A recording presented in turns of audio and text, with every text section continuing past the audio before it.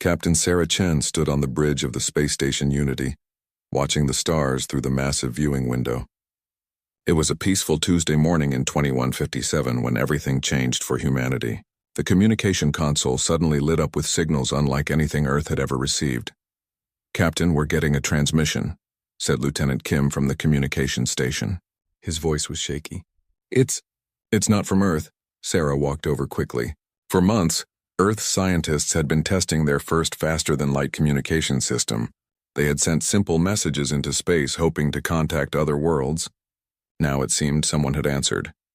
"Put it through," Sarah ordered. The main screen flickered and then showed something that made everyone on the bridge gasp. A tall crystalline being appeared on screen. Its body looked like it was made of blue glass and its voice sounded like music mixed with metal. "Greetings, humans of Earth," the being said. "I am Ambassador Thyrix of the Galactic Coalition. We have received your transmissions. It is time for Earth to join the greater galaxy." Sarah felt her heart racing, but she kept her voice steady. "This is Captain Sarah Chen of Earth's Unity Station. We welcome contact with your people." Thyrix nodded slowly. "That is good. However, first contact is not a social visit. Your world must make a choice immediately. The galaxy is at war, and every species must pick a side." The ambassador explained the situation.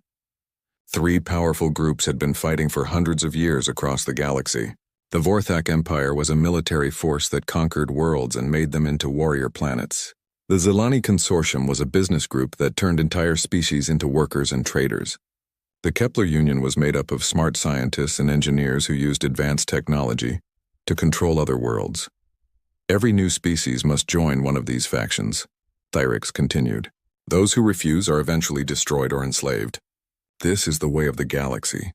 Sarah listened carefully, taking notes. "What exactly are you asking us to do?" "Earth must choose," Thyrix said simply. "The Vorthak Empire offers glory in battle and the chance to conquer new worlds. Your people would become great warriors. The Zelani Consortium offers wealth and trade routes across the galaxy. Your world would become rich beyond imagination. The Kepler Union offers knowledge and technology that could advance your civilization by thousands of years." The captain felt a cold feeling in her stomach. "And if we choose none of them?" Thyrix's crystalline face showed something that might have been surprise. "That is not possible. All species must participate in the galactic war. It has been this way for centuries. To remain neutral is to invite destruction." After the transmission ended, Sarah immediately contacted Earth. Within hours, she was speaking directly to President Maria Santos and the United Earth Council.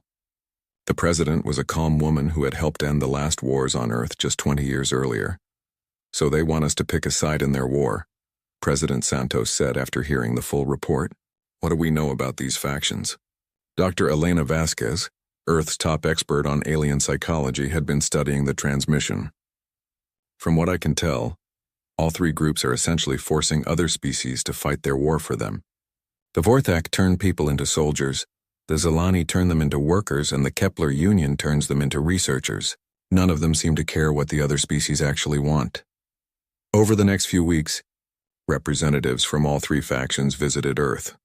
The Vorthak sent General Crox, a huge creature that looked like a cross between a lizard and a tank. He spoke of honor in battle and the glory of conquest. "Humans show promise as warriors," General Crox growled during his meeting with the Earth Council. "Your history shows you understand conflict. Join us, and your children will become the greatest soldiers the galaxy has ever seen." The Zelani representative was Director Yenna, a smooth-talking being that changed colors as she spoke. She talked about wealth and prosperity. "Your planet has resources we need," Director Yenna said, her skin shifting from green to gold. "Join our consortium and every human will live in luxury. We will build great cities on your world and give your people access to markets across the galaxy." The Kepler Union sent Professor Zeld, a floating brain-like creature surrounded by mechanical arms. He offered knowledge and technology. "Your species shows scientific potential," Professor Zeld said, his mechanical voice echoing in the council chamber. "We can teach you to build ships that travel between stars in seconds, computers that think faster than any human mind, and weapons that can destroy entire solar systems." Each offer sounded amazing, but President Santos noticed something troubling. When she asked what would happen to Earth's independence, all 3 representatives gave similar answers. Independence is a primitive concept, General Crox had said. You will have the honor of serving the Empire. Your world will be much too valuable to manage itself, Director Yenna had explained. We will handle all major decisions for you. Individual planetary governance is inefficient, Professor Zeld had stated. The Union will guide your development. The Earth Council debated for days. Some members thought they should join the Kepler Union for the technology. Others believed the Zilani offered the safest path. A few even considered the Vorthak, thinking that military strength might protect Earth in the long run. But President Santos remembered the last great war on Earth. She had lost her brother in that conflict, and had spent her entire political career working for peace. She stood before the council and spoke quietly but firmly. 20 years ago, we nearly destroyed ourselves fighting each other, she said. We learned that war only brings more war. We built a peaceful world by refusing to let others drag us into their conflicts. Now these aliens want us to throw that away and fight their war instead. Dr. James Wheeler, Earth's top scientist, agreed. Every one of these factions is offering to make decisions for us. They're not asking for allies. They're looking for servants. Admiral Rebecca Torres, the head of Earth's Small Space Defense Force, had been studying the military reports. Their war has been going on for centuries. If we join any side, we'll be fighting forever. Our children will grow up as soldiers, workers, or researchers for alien masters. The vote was close but clear. Earth would remain neutral. When Ambassador Thyrix returned for Earth's answer, President Santos delivered it personally. We thank all three factions for their offers, but Earth chooses none of them. Humanity will remain neutral and continue developing on our own. Thyrix's crystalline form seemed to flicker with shock. This is impossible. No species has ever refused to join the war. Then we'll be the first, President Santos replied calmly. You do not understand, Thyrix said, his musical voice becoming harsh. Neutrality is not an option. The war will eventually reach your sector. Without allies, you will be defenseless. President Santos stood straight and looked directly at the alien ambassador. Then we'll defend ourselves. Humanity has had enough of war. Thyrix was silent for a long moment. Then he spoke slowly. I will report your decision to the factions. But I warn you, humans of Earth, the galaxy does not permit neutrality. You have made a dangerous choice. As Thyrix's ship left Earth's orbit, President Santos watched from her office window. She knew that their peaceful life was probably ending. But she also knew that some things were worth fighting for, and the right to choose their own path was one of them. Earth had spoken. Now they would have to live with the consequences. 5 years had passed since Earth rejected the alien factions, and humanity had used every day wisely. Dr. James Wheeler stood in his laboratory on Mars Colony, watching his latest fusion engine test. The blue flame burned steadily in the vacuum chamber, producing more power than anything Earth had built before. The output is incredible, said his assistant, Dr. Park. This engine could power a ship to the nearest star in just 3 months. Wheeler nodded, but his mind was on other things. Earth wasn't just building faster ships. They were preparing for war even though most people didn't realize it. Every new technology had two purposes: helping humanity grow and keeping humanity safe. Back on Earth, Dr. Yuki Tanaka was making her own breakthroughs. Her medical research had found ways to make humans stronger, faster, and able to heal more quickly. She told the public it was for colonists working in dangerous environments. She didn't mention that it would also help soldiers survive in battle. The new treatments are working perfectly, Dr. Tanaka reported to the Secret Defense Committee. Humans can now work in high gravity, survive in thin air, and recover from injuries twice as fast as before. Admiral Rebecca Torres listened to these reports in her office deep below Earth's surface. As head of the Space Defense Force, she knew the real situation. Earth was living on borrowed time. Show me the latest intelligence, she said to Captain Chen, who now worked as her intelligence chief. Sarah activated the holographic display. It showed a map of nearby space with red marks indicating battle zones. The war is getting worse. In the past year, 17 species have been completely enslaved. The Altarian Republic tried to stay neutral like us. The Vorthak Empire wiped out half their population and turned the rest into soldiers. Torres studied the map grimly. The red zones were getting closer to Earth. What about the refugees? 3 ships this month, Sarah replied. We're following protocol. Medical aid, supplies, then they move on to the outer colonies. But the stories they tell, The refugees had brought horrifying news. The war wasn't just about conquest anymore. The three factions were competing to see who could be most brutal. Entire planets were being strip-mined until they were lifeless rocks. Alien children were taken from their families and trained as soldiers before they could even walk. Some species had been genetically changed so much they couldn't survive without their masters. One refugee, a being called Kex from the Spiral Arm, had collapsed crying when he tried to describe what happened to his homeworld. "They didn't just defeat us," he had whispered. "They made us forget who we used to be." Torres had been using these intelligence reports to plan Earth's defense. The aliens built huge ships and fought in massive fleet battles. They expected their enemies to do the same. But humans had different ideas.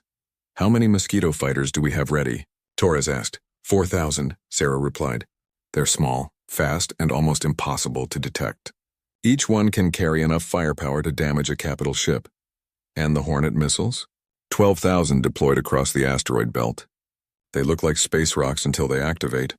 Torres smiled slightly. The aliens thought in terms of massive fleets and direct confrontation. Humans thought like wolves hunting much larger prey. They would strike from shadows, hit weak points, and disappear before the enemy could respond. Meanwhile, Earth's colonies were growing rapidly. Mars now had 2 million people. Europa had 500,000. And dozens of asteroid mines were fully operational. But these weren't just colonies, they were fortress bases, each one capable of defending itself and supporting Earth if needed. President Santos, now in her second term, was visiting the Europa colony when the next alien message arrived. She was touring the underground cities when Admiral Torres contacted her through secure communication.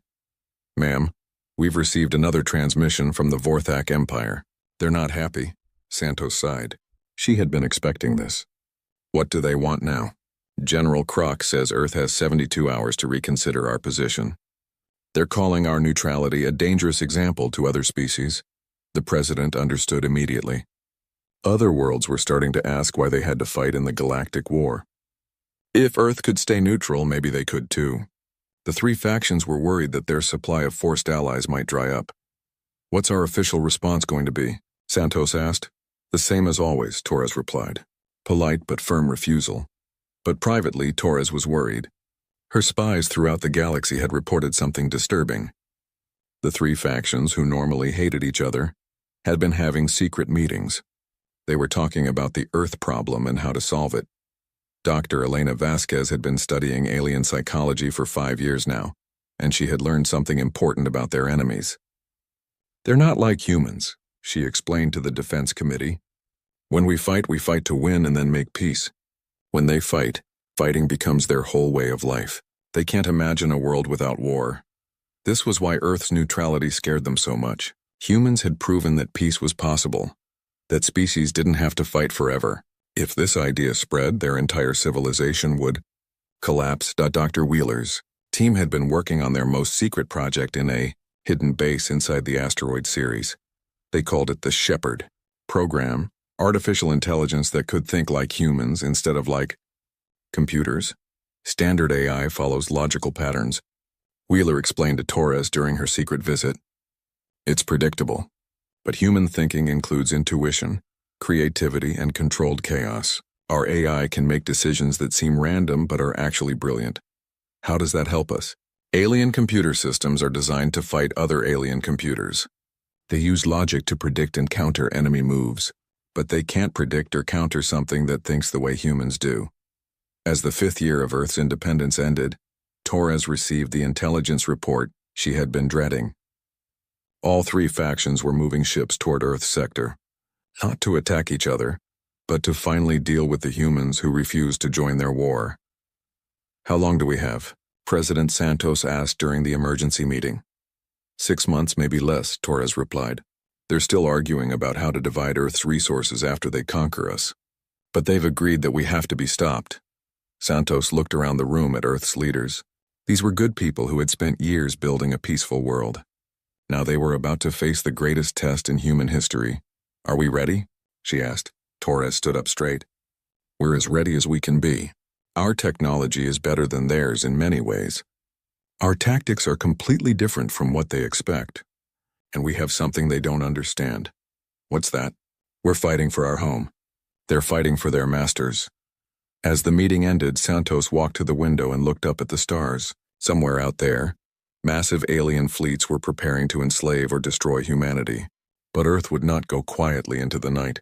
The price of peace, it seemed, was preparing for war. And humanity was finally ready to pay that price.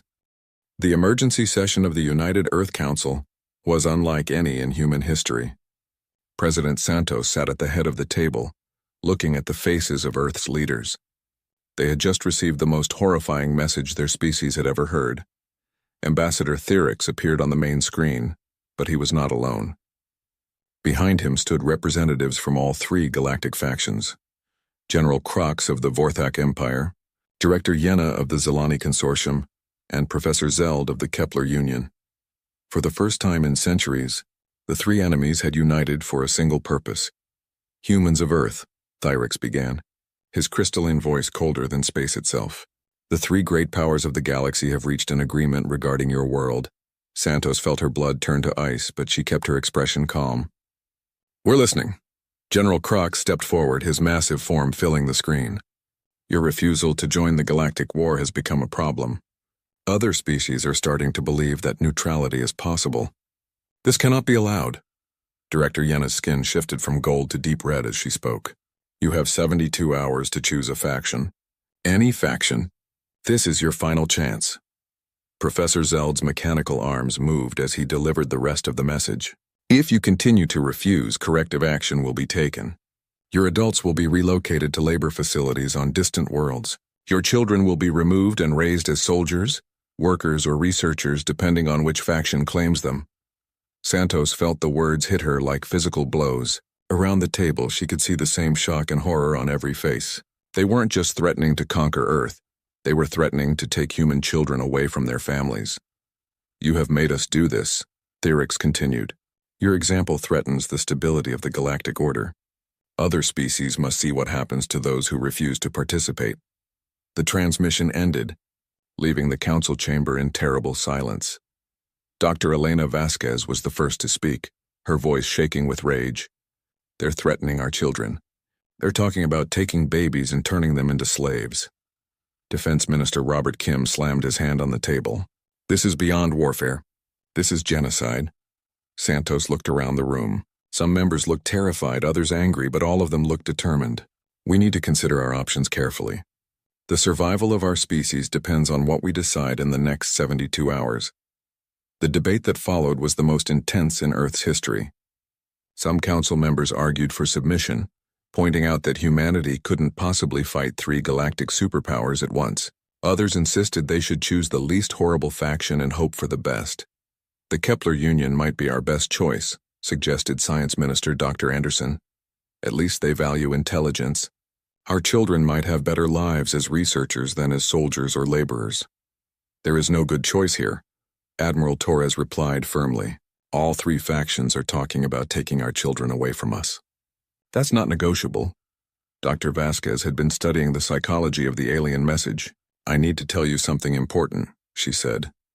"This isn't just about controlling Earth. They chose the worst possible threat they could make."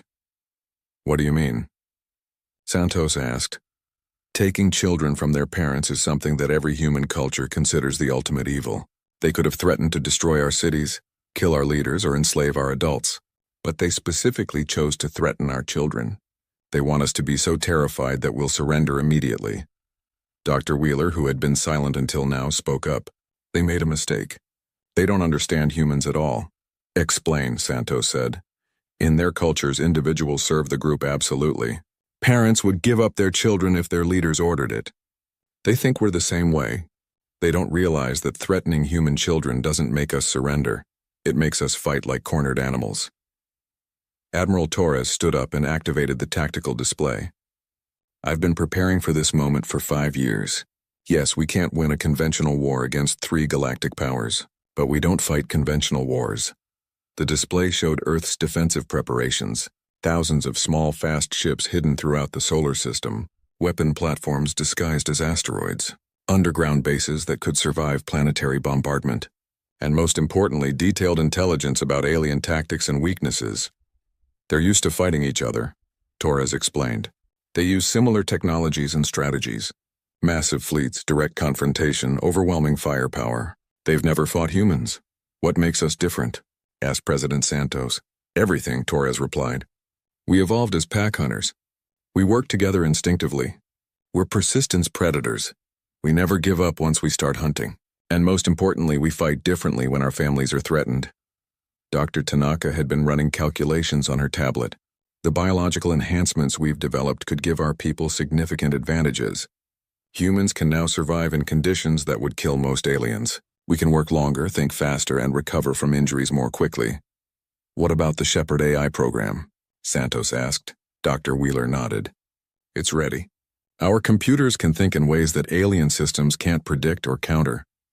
We can hack their networks, turn their own weapons against them, and coordinate attacks across the entire solar system. As the debate continued, one thing became clear. Every single council member, even those who had argued for surrender, agreed on one point. They would not let aliens take human children. President Santos called for a vote, but she already knew the result. The vote was unanimous. She stood up and looked at Earth's leaders, people who had dedicated their lives to peace and cooperation. Now they were about to declare war against most of the galaxy. We need to send our response, Santos said. What should we tell them? Admiral Torres spoke for everyone in the room. Tell them they picked the wrong enemy. The message that Earth broadcast to the three factions was short and direct. President Santos delivered it personally, standing in front of the United Earth flag. To the Vorthak Empire, the Zelani Consortium, and the Kepler Union, you have threatened our children. This is humanity's line in the sand. We will not negotiate. We will not surrender. We will not allow you to take our young people and turn them into your slaves. If you want a war with humanity, you will get one. But remember, you started this fight. As the transmission ended, Santos turned to Admiral Torres. How long until they arrive? Our deep space sensors show their fleets are already moving. 2 weeks, maybe 3. Santos nodded and walked to the window. Outside, she could see people going about their daily lives, not yet knowing that their peaceful world was about to become a battlefield. But when they learned the truth, she knew exactly how they would react. Humanity had spent 5 years preparing for this moment, without realizing it. Every colony built, every ship launched, every technological breakthrough had been part of getting ready for the day when they would have to fight for their children's freedom. The aliens thought they were dealing with just another species that could be bullied into submission. They were about to learn the difference between fighting soldiers who serve their leaders and fighting parents defending their children. Earth had made its choice. Now the galaxy would see what happened when someone threatened humanity's young. The alien fleet that arrived at Earth's solar system was the largest military force ever assembled in galactic history. 300 massive warships from the three factions hung in space like metal mountains, their weapons capable of burning entire planets to ash. General Krok stood on the bridge of his flagship, the Eternal War, watching Earth through the view screen. The small blue planet looked so peaceful, so helpless. This will be quick, he told his officers. One demonstration of our power, and the humans will surrender. On the Zelani command ship Prophet's Edge, Director Yenna was already calculating how much money they could make from Earth's resources. Such a rich world, she said, her skin shifting to a pleased golden color. The humans will make excellent workers once they're properly motivated. Professor Zeld observed from the Kepler Union vessel, Logic's Triumph, his mechanical arms scanning the Earth system. Curious. I detect no large defensive fleets. Perhaps the humans have already accepted their fate. They were all wrong. Captain Sarah Chen sat in the cockpit of her fighter, the Defiant, hidden inside a hollowed-out asteroid near Jupiter. Around her, 3,000 other human pilots waited silently. They had been there for days, watching the alien fleet arrive, learning their patterns. Remember, Chen spoke into her communicator, we don't try to match their firepower. We're mosquitoes hunting elephants. Hit fast, hit hard, disappear. On Earth, Admiral Torres watched the alien fleet from her underground command center. The aliens had positioned themselves exactly where she had hoped they would, in a perfect formation for what humans called a turkey shoot. All stations. This is command. Torres spoke calmly into her microphone. The enemy has threatened our children. Show them what happens when someone makes that mistake. Execute Operation Hornet's Nest. What happened next would be studied in military academies for centuries. The first surprise came from the asteroid belt. Thousands of objects that the aliens had dismissed as space rocks suddenly came alive. The Hornet missiles, disguised as asteroids for months, activated their engines and swarmed toward the alien fleet. "Sir, we have incoming missiles," shouted a Vorthak officer. "Thousands of them!" General Crox wasn't worried. "Activate point defense systems. These primitives think they can hurt us with simple rockets." But the Hornets weren't simple rockets. As the alien defensive systems began shooting, the missiles suddenly changed course in ways that violated everything the aliens knew about physics. They moved like living things, dodging and weaving through defensive fire. Dr. Wheeler's breakthrough in fusion drives had made this possible. The Hornets could accelerate and turn so quickly that alien targeting computers couldn't track them. Worse, they were controlled by Shepard AI that thought like humans instead of like machines. The first wave of Hornets slammed into the alien fleet, targeting their weapons and engines. The massive alien ships were designed to fight other capital ships, not swarms of small, intelligent missiles.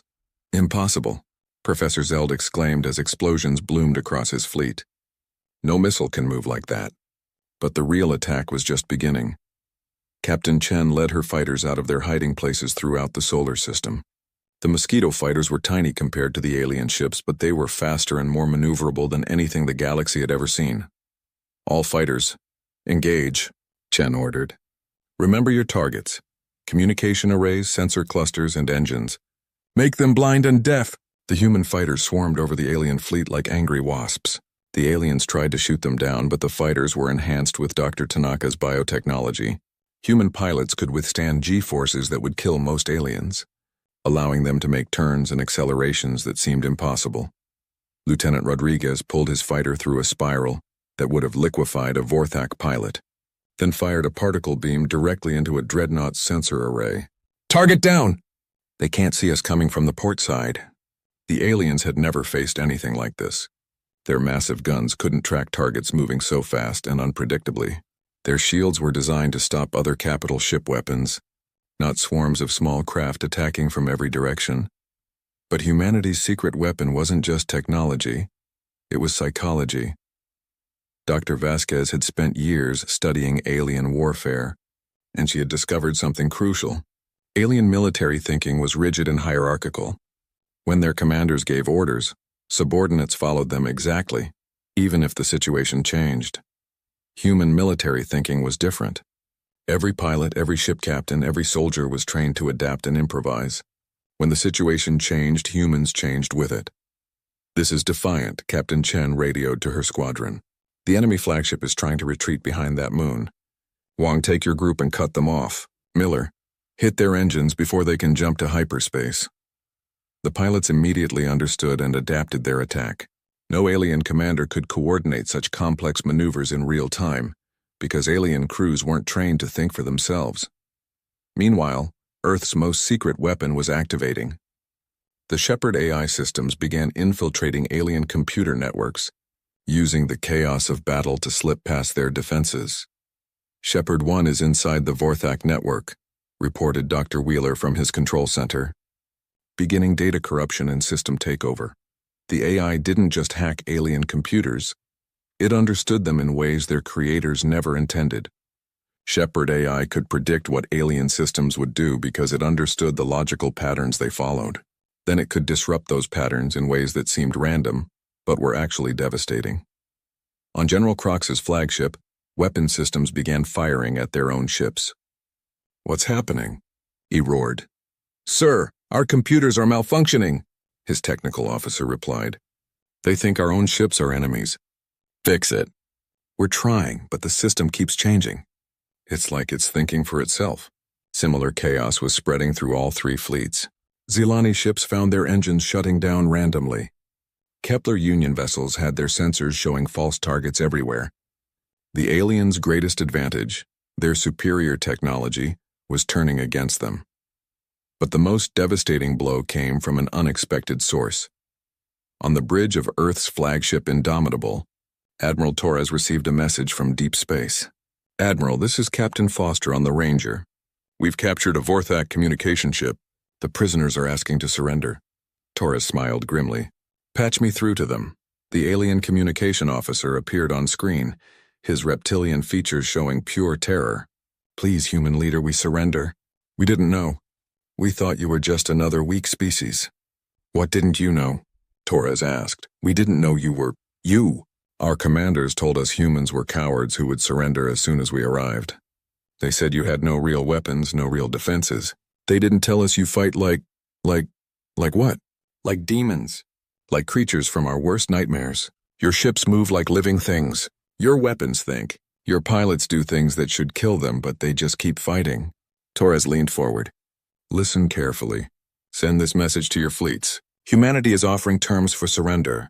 Any ship that powers down its weapons and submits to boarding will be treated according to our laws of war. Any ship that continues fighting will be destroyed. Within hours, the tide of battle had completely turned.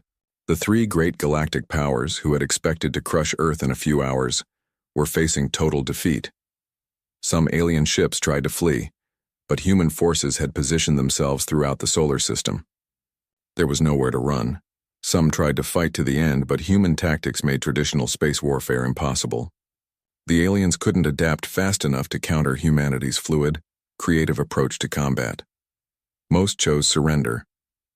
By the end of the day, Earth's solar system was filled with disabled alien warships. The largest military force in galactic history had been defeated by a species they had considered primitive. Admiral Torres stood on the bridge of her flagship, looking at the tactical display. Green lights showed captured alien vessels. Red lights showed the few ships that had been destroyed when they refused to surrender. Ma'am, Captain Chen reported from her fighter. We're receiving surrender signals from the remaining ships. The alien commanders are requesting permission to speak with you. Torres nodded. Tell them we'll talk. But first they need to understand something. They came here to take our children. That was their biggest mistake. There's nothing in this galaxy more dangerous than humans protecting their young. As word of the battle spread throughout the galaxy, something unprecedented began to happen. Species that had been enslaved for centuries started to whisper about the impossible.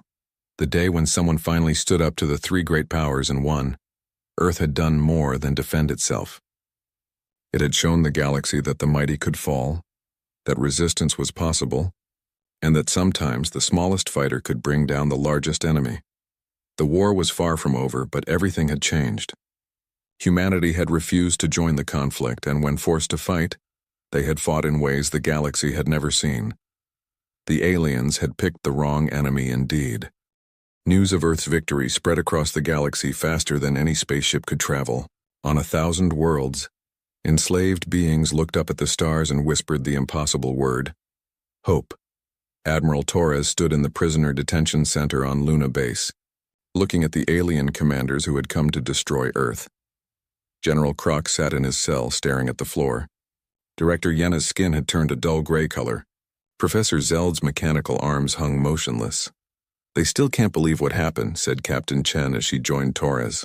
According to their intelligence, we had no defenses, no real military, no chance of winning. Torres nodded. They made the same mistake humans used to make. They looked at our peaceful nature and thought it meant we were weak. They didn't understand that the most dangerous humans are the ones protecting their families. But Earth's victory was just the beginning. Reports were coming in from across the galaxy, and everyone brought more shocking news. On Alteria Prime, the workers in the Zilani mining facilities had stopped working. They had heard that someone had actually defeated their masters in battle, and they wanted to know if freedom was really possible. In the Vorthak training camps, young soldiers from conquered species were asking their instructors why they had to fight for the Empire when Earth had chosen not to. Even in the Kepler Union research stations, scientists were questioning whether they really needed to serve masters who had just been defeated by a species they called primitive. Dr. Elena Vasquez was studying the intelligence reports in her office when President Santos arrived for their daily briefing. It's spreading, Vasquez said, pointing to the galactic map. Rebellion, resistance, revolution. It's happening everywhere at once. Santos looked at the red dots marking areas of unrest. There were hundreds of them, scattered across the galaxy. What's causing it? Us, Vasquez replied simply. For centuries, every species believed that the three factions were unbeatable. They surrendered because they thought resistance was impossible. We proved them wrong. The most significant contact came 3 weeks after the battle. Earth's deep space sensors detected a small ship approaching under a flag of truce. The ship's design was unlike anything in the alien database. Captain Chen met the visitor at Unity Station. The being that stepped out of the airlock was beautiful and terrible at the same time, a creature of pure energy, contained within a crystalline shell that sparkled with its own light. I am Princess Kayla of the Centauri, Commonwealth, the being said, her voice like singing crystals. I have come to speak with your leaders about an alliance. Within hours, Princess Kayla was sitting across from President Santos in the most secure conference room on Earth. The energy being explained her situation with desperate hope in her voice. My people have been fighting for independence for 40 years, she said. We've won some battles, but we've never had a real chance of victory. Until now, what's changed? Santos asked. You have. Your victory has inspired resistance movements across the galaxy. But more than that, you've shown us new ways to fight. Princess Kayla activated a holographic display showing the Centauri system. We've been using traditional warfare, ship against ship, army against army. We always lose because they have more ships and more soldiers. But your battle showed us something different. Admiral Torres leaned forward. You want to learn our tactics? Yes, but more than that, we want to coordinate with you. There are 12 major resistance movements ready to strike, but we need someone to help us work together. Over the following weeks, Earth became the center of something unprecedented, a galaxy-wide rebellion against the 3 factions. Princess Kayla brought representatives from the Centauri Commonwealth, the Free Andromedans, the Spiral Arm Liberation Front, and 9 other resistance groups. They met in secret on a small asteroid base to plan the largest coordinated military action in galactic history. Dr. Wheeler demonstrated the Shepard AI system to the alien rebels. Your enemies expect logical, predictable attacks, he explained. But this AI thinks like humans. It can coordinate complex operations across multiple star systems while adapting to changing conditions in real time. The aliens were amazed. Our computers can only follow pre-programmed instructions, said Commander Vex of the Andromedan Resistance. They can't improvise or adapt the way the system can. Admiral Torres presented what she called the Terran Doctrine, humanity's approach to asymmetrical warfare. Don't try to match their strength. Use your enemy's size against them. Hit their supply lines, turn their technology against them, and make them fight your war instead of their war. The rebellion began 6 months after Earth's victory. Coordinated strikes hit Vorthak supply depots, Zelani trade routes, and Kepler Union research stations across 40 star systems simultaneously. But this wasn't just about military tactics. The rebels had learned humanity's most important lesson. They were fighting for their homes and families, not for conquest or glory. On Alteria Prime, the mining workers didn't just stop working. They took control of the facilities and began producing weapons for the rebellion instead of wealth for their masters. In the Vorthak military academies, young soldiers from conquered species turned their weapons on their instructors and declared their worlds free. The Kepler Union research stations found their own scientists joining the rebellion, using their knowledge to help the resistance instead of their oppressors. The 3 factions tried to respond, but they faced a problem they had never encountered before. For centuries, they had fought each other using similar tactics and technologies. Now they were fighting enemies who used completely different approaches, coordinated by human AI systems they couldn't understand or predict. The decisive battle came above Earth itself. Exactly 1 year after the first alien ultimatum, the 3 factions had gathered their remaining fleets for a final attack on the rebellion's center. But when they arrived at Earth, they found something that shocked them to their core. The planet was defended not just by human ships, but by vessels from dozens of species, Centauri energy fighters, Andromedan stealth cruisers, Altarian converted mining ships, and many others. Admiral Torres stood on the bridge of the Indomitable, now flagship of the Galactic Liberation Fleet. Around her, alien officers worked alongside humans, all of them united by a common cause. This is Admiral Torres of Earth to all faction fleets, she broadcast on all frequencies. You are outnumbered, outgunned, and out of time. Your enslaved worlds have risen against you. Your own people are joining the rebellion. This is your last chance to surrender. The response came from General Craw, who had somehow escaped from Luna Base and retaken command of a Vorthak fleet. "Humans, you have destroyed the galactic order. We will fight until our last ship is destroyed." "So be it," Torres replied. The battle that followed was unlike any in galactic history. The Resistance fleet fought with human tactics but alien technologies, creating combinations that the faction fleets couldn't counter. Centauri energy weapons, guided by human targeting systems carved through Vorthak armor like it was paper. Andromedan stealth ships coordinated by Shepard AI appeared and disappeared faster than alien sensors could track. Altarian mining ships converted into carriers launched swarms of human-designed fighters. But the most devastating weapon was something the factions had never faced before. An enemy that truly believed in what they were fighting for. The rebellion wasn't fighting for conquest or wealth or power. They were fighting for the right to choose their own future, to raise their children in freedom, to live without fear. Within hours, the faction fleets were in full retreat. The galactic war that had raged for centuries was finally ending. 3 months later, Ambassador Thyrix returned to Earth, but not as a representative of the factions. The crystalline being now spoke for a coalition of former faction worlds that wanted to negotiate peace. "The 3 factions have agreed to a ceasefire," Thyrix announced to the United Earth Council. "They request that Earth mediate a peace treaty." President Santos, now recognized as the leader of the Galactic Rebellion, stood before representatives from 50 different species attending via quantum communication. "Peace was always possible," she said simply.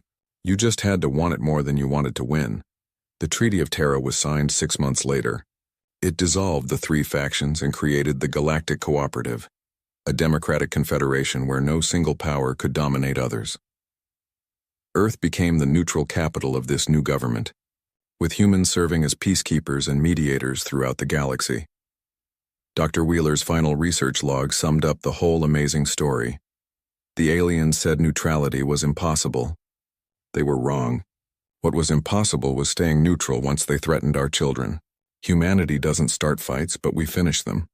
Years later, human ships bearing the emblem of the Galactic Cooperative could be seen throughout the galaxy, helping to maintain the peace that Earth's refusal to fight had ultimately created.